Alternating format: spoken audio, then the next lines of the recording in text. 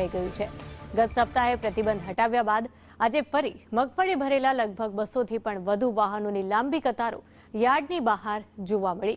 ગત રવિવારે લગભગ 400 વાહનો એકસાથે આવતા ભીડના કારણે જ યાર્ડ સંચાલનને એક સપ્તાહ માટે મગફળીની આવક ઉપર રોક લગાવવાની ફરજ પડી હતી। ત્યારે આ રોક લગાવવામાં આવી હતી, પરંતુ હવે પ્રતિબંધ હટાવી ખુલ્લા બજારમાં ખરીદીની જાહેરાત થતાં જ જામનગર શહેર અને આસપાસના ગામો અને અન્ય તાલુકાઓના ખેડૂતો મોટી સંખ્યામાં વાહનો લઈને યાર્ડ તરફ ધસી આવ્યા છે।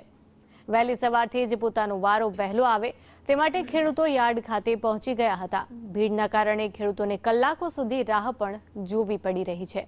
ઠંડીના આ માહોલમાં મોડી રાતથી મધરાત સુધી કતારમાં ઊભા રહેવું એ ખેડૂતો માટે સામાન્ય બની ગયું છે। યાર્ડ દ્વારા વાહન ચાલકોને ટોકન અપાય છે, પરંતુ ટોકન મળ્યા બાદ પણ વારા માટે લાંબી રાહ જોવી પડે છે। ત્યારે ખેડૂતો સરકાર દ્વારા ટેકાના ભાવે ખરીદી માટે મર્યાદિત જથ્થો લેવાતા બાકીની મગફળી ખુલ્લા બજારમાં વેચવા મજબૂર બને છે। એક સાથે વ્યાપક આવક થવાના કારણે જ યાર્ડમાં જગ્યાના અભાવે વારંવાર આવક ઉપર રોક લગાવવી પડે છે। હું રામનગરથી આવું છું।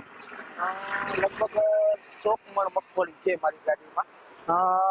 ખુલ્લી હરાજીમાં નાખવાની છે। જો સરકાર 125 મણ લે, આની જગ્યાએ 200 મણ લીધી હોત ને તો ખેડૂતની મગફળી ટેકામાં હાલી જાત। સવારના 7 વાગ્યાના તો સાહેબ લાઈનમાં છે। હજી કેટલા વાગે લાઈન પૂરી થાય એનું કઈ નક્કી નથી, કેટલા વાગે ચાલુ કરે।